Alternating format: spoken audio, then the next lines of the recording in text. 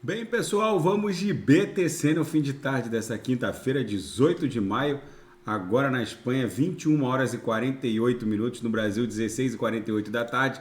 Gente, a BTC parece que está desenhando uma cunha triangular mais ampla do que a gente havia prognosticado. A gente fez a mínima hoje em 26.361. Estressamos essa região verde escura aqui, de extrema sobrevenda. Sempre que isso acontece, a BTC volta como num efeito elástico em direção à linha d'água. Então, a gente está retornando em direção à aresta superior, que está se confundindo com a linha d'água aqui no patamar de 27.500. A gente chegou a avançar aqui nessa pernada impulsiva do fundo até esse topozinho aqui na aresta superior da cunha a 27.663, mas a gente vai travar em 27.500 porque os topos estão descendentes e os fundos estão ficando ascendentes. No 1 hora e no 2 horas já engolfou aqui, ó. No 1 hora já engolfou forte, então agora a tendência é que volte a estressar a aresta superior. Vou voltar aqui para o 4 horas, que é a nossa referência.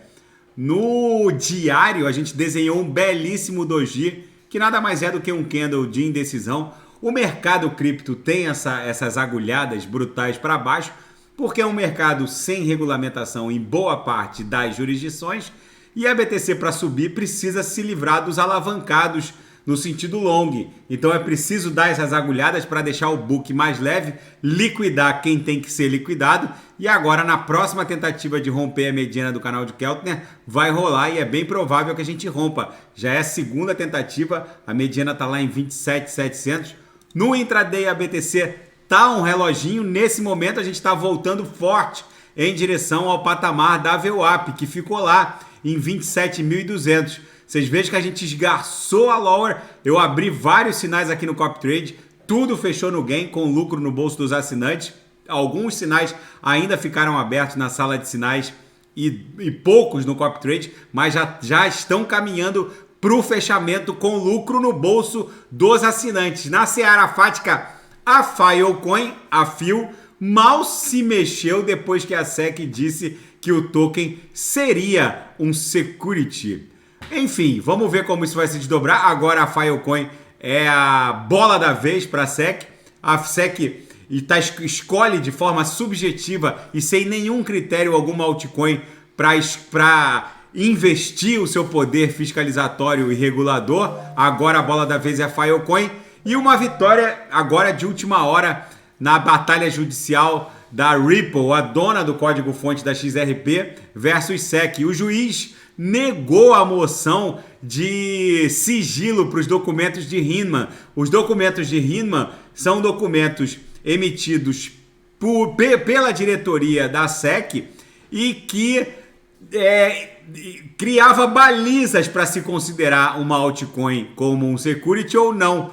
A SEC não queria que esse documento viesse à tona, mas agora, com a negativa da moção, é bem provável que esse documento agora fique público e a gente vai tentar entender como funciona a cabeça dos dirigentes desse órgão regulador bizarro, que age de maneira subjetiva e muito arbitrária. E o presidente da CFTC, o regulador norte-americano de futuros e derivativos, afirma que possui sim autoridade regulatória sobre plataformas DeFi que oferecem derivativos.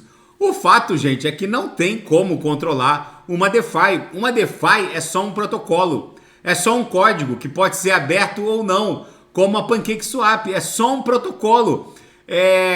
Os ativos, o nível de alavancagem, todos ficam sob gestão do próprio titular do Public Address, que é o único que detém a Private Key. Então, se o sujeito entra aqui na PancakeSwap, vai lá em Trade, clica em Perpetuals, ele está entrando numa plataforma DEX, ele vai alavancar e os recursos não vão ficar com a PancakeSwap.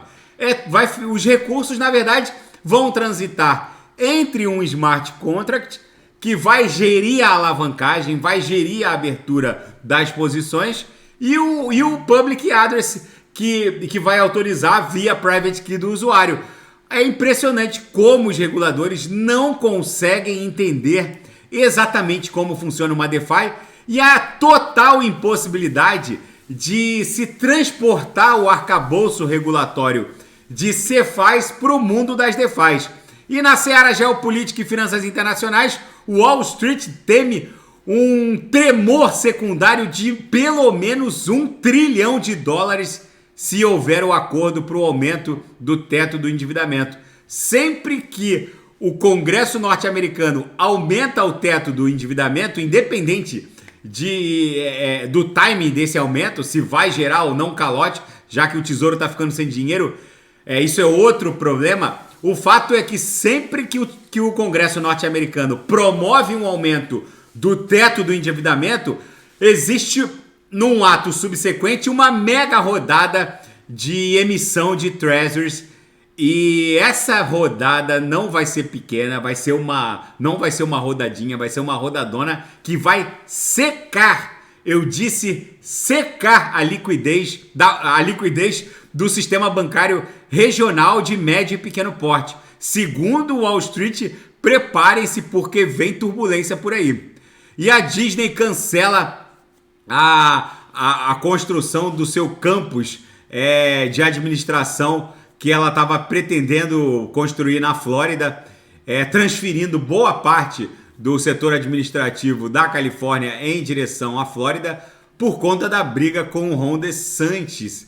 Essa briga ainda vai durar, ainda vai ter muitos capítulos. Agora, o DeSantis quis revogar uma série de atos que davam poder à Disney até de autorizar construções ou não no entorno dos parques. Enfim, virou uma briga agora não só política, mas parece que migrou para o campo da vaidade. Então vamos ver como isso vai se desdobrar. E a Ucrânia avisa que o enviado chinês para supostamente mediar um armistício entre a Rússia e a Ucrânia, na verdade, gozava de uma neutralidade pró-Rússia, e eles não aceitaram qualquer proposição desse emissário e disseram que não vão compactuar com qualquer cessão de 1 centímetro que seja do território ucraniano em favor dos russos.